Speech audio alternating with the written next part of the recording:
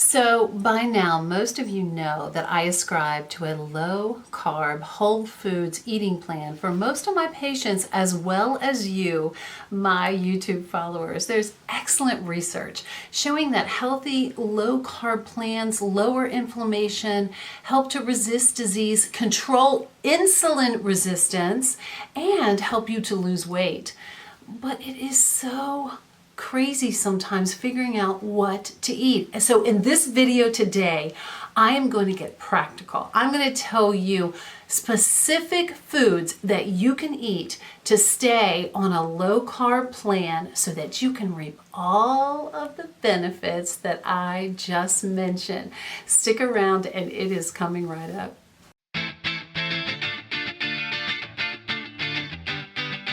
So hey there, beautiful people. This is Lindy Ford, registered dietitian, clinical and licensed nutritionist, and nutrition detective. So if you haven't done so already, please subscribe to this channel, hit that bell, and you will be notified when new videos come along. So what does low carb even mean? I think we really need to define that because it means different things to different people. But to me, as a nutritionist working with literally hundreds of people and putting them on low carb programs of various degrees, I would say it's probably anywhere from 20 to 25% of their carbohydrates, maybe a little bit lower than that for people that I am trying to grasp out of diabetes, but around 20 to 25% of their calories are coming from carbohydrate. Now, the old rule was that almost half of our carbs should be coming, or half of our calories should be coming from carbs.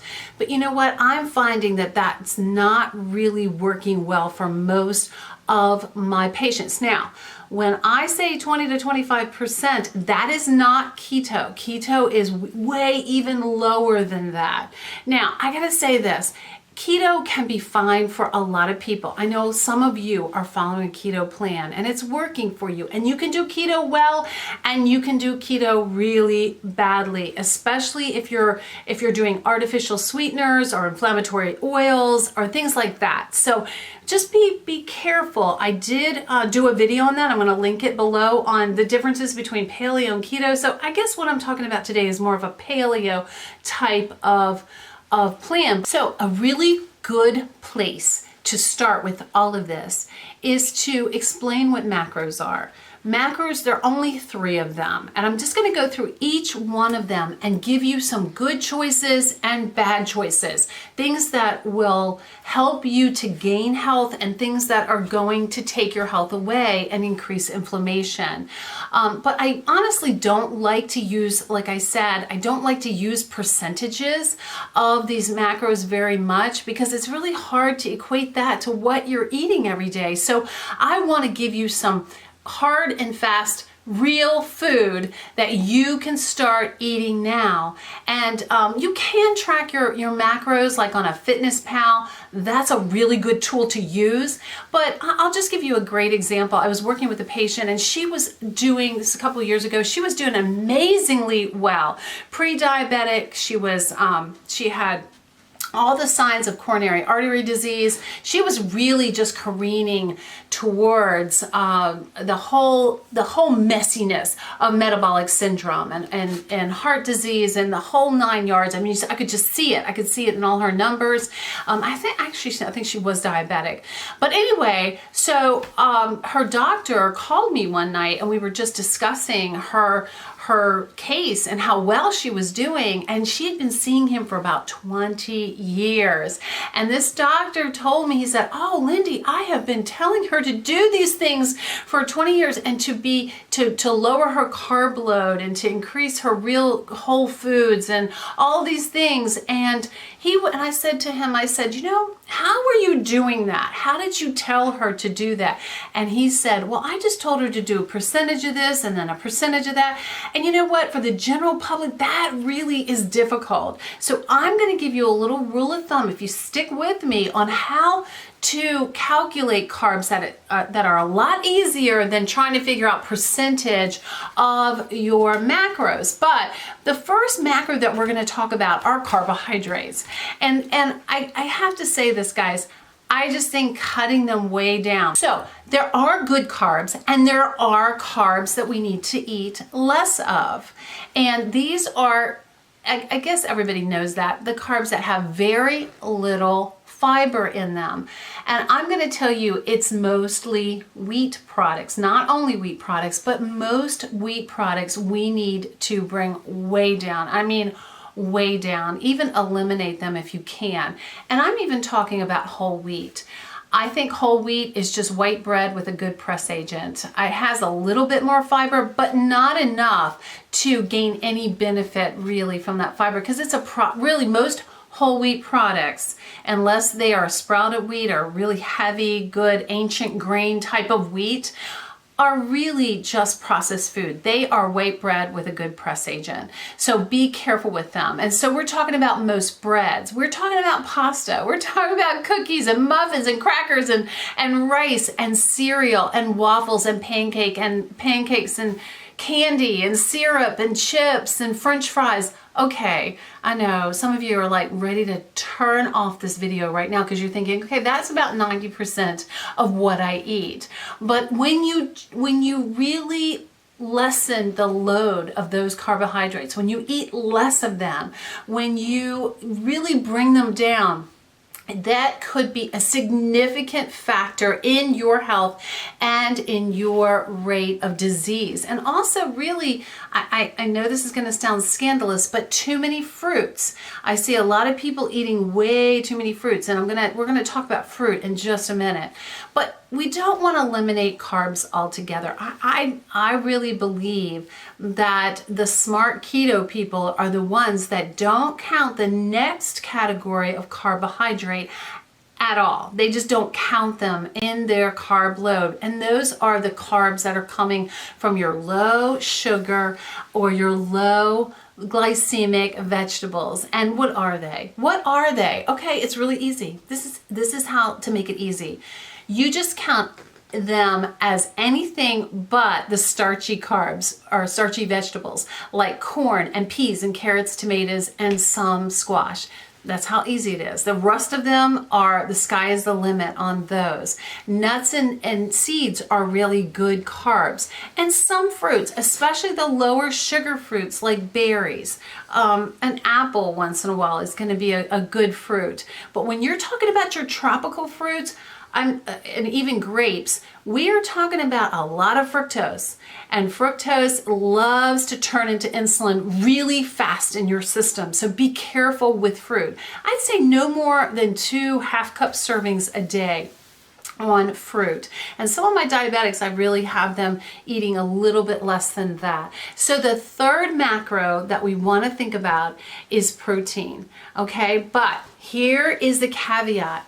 Protein can backfire on you, and it has in many of these high protein programs like Atkins has really backfired on people. Here is the reason. So many people don't realize you can't eat protein willy-nilly, that when you get too much protein, and I'll tell you how much too much is in just a minute, it is just converted to glucose by the liver. It has zero carbs, zero net carbs, but it goes right into glucose. What does glucose do? It triggers insulin production. Guys, you know I talk about it every single video. Every single video I talk about insulin. Insulin is a fattening or fat storage hormone, and that's what happens to you if you eat these 20-ounce steaks, okay? So here's the rule of thumb for your protein, is that you should be eating anywhere from 3 to 6 ounces, no more than 6 ounces of protein, and that's more for men or people that are a little bit larger per meal, and that's occur every 5 hours. So be really careful with that. So what kinds of proteins? What kinds of proteins should you be eating? The really clean, I call them the clean proteins, and that is pastured eggs and wild caught seafood. Really only wild caught unless it comes from a very reputable place like Whole Foods. Organic chicken, nuts and seeds, grass-fed and unprocessed beef and pork, organic full-fatted dairy like yogurt.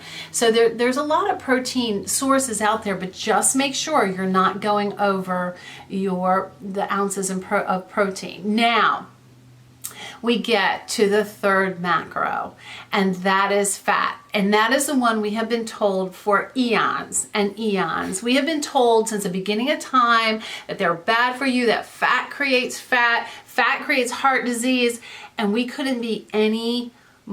really couldn't be any further from the truth. But here's the deal. There are good fats and there are bad fats.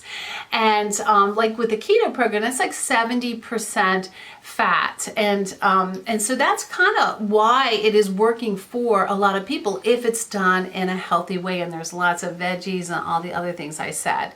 Okay, so the bad, and I mean you don't touch it. You just don't touch it, or these fats you really don't touch, and that is your hydrogenated oils. They're still there. What's happening, guys? I don't know. They're supposed to be out of our food supply. If somebody can tell me why I can still find them in stores, please write the comment below, because I can't figure that out. They were supposed to be taken out of our food supply in 2017, and they are still sticking around, and maybe they give them a grace period. I don't know. I have no idea why these fats, they are so inflammatory.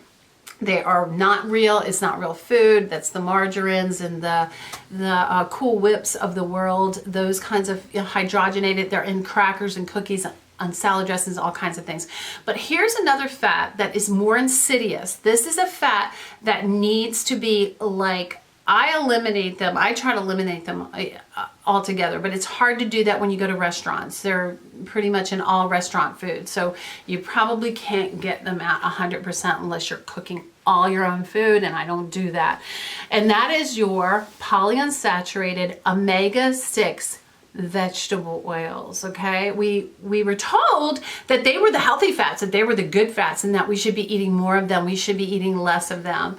And I will link a video below on why, and you will see why. But they compete with omega-3s, they cause inflammation, and so just look for them. Soybean, most canola oils, sunflower, peanut, most safflower oils, and all-purpose vegetable oil, stay away. They're in salad dressings, guys. They're in crackers. I see them, and they sneak. They're little sneaky little devils, and they sneak into so many things. Okay, the good fats.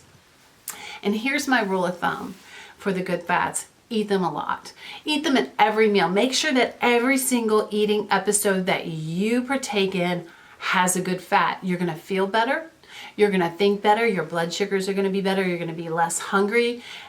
Everything gets better when you eat fat. And what fats are those? Those are the good fats. And those are avocados and nuts and seeds and nut butters and eggs and grass-fed butter, as well as ghee and coconut oil, MCT oil, avocado, walnut, and olive oil. So those are the kind of the good fats, and also some of the fats that come from your fattier proteins are really okay. I prefer chicken thighs over chicken breasts. I know that's scandalous. I know that sounds crazy coming from a nutritionist, but I do, because it gives me some more of those good fats that I so crave. So here's how you do it, guys. If you want to figure out how to do a low carb program, it's really simple. Incorporate all the rules that I just gave you, but to keep those carbs low, you want to figure out the net carbs of everything but your vegetables. I don't even make my patients, I don't make them count nuts and seeds and things like that. But the net carbs of the foods that you're eating, which is your overall carbohydrate minus the fiber, and that is your net carb. If you keep it from anywhere from 5 to 20 per eating episode, you're pretty much doing a nice low carb plan that is going to work with you, and actually could work with you for life. It's kind of how I roll. Of course, giving yourself a free day every once in a while is not going to hurt you if you can handle that. So, and also getting some great, amazing low carb recipes. And I tell you, if you have some great recipes, it's going to keep you more motivated. It's going to keep you on track. It's going to keep you on the straight and narrow when it comes to this, because you're going to enjoy eating, and I want you to enjoy everything that you eat. And so I always post. I post at least probably once a day on Instagram, on Facebook, on Twitter, some good recipes. So be looking for that, Lindy Ford Nutrition and Wellness, and please sign up for those so that you can look for good recipes. And you may not love all of them, but I'm always looking for some good ones, and I'm always ready to share them with you. So thank you so much for watching today. Remember to subscribe to this channel. Go ahead and sign up for all of those social media outlets, and also just remember that everybody deserves the freedom to live their best life. Thank you.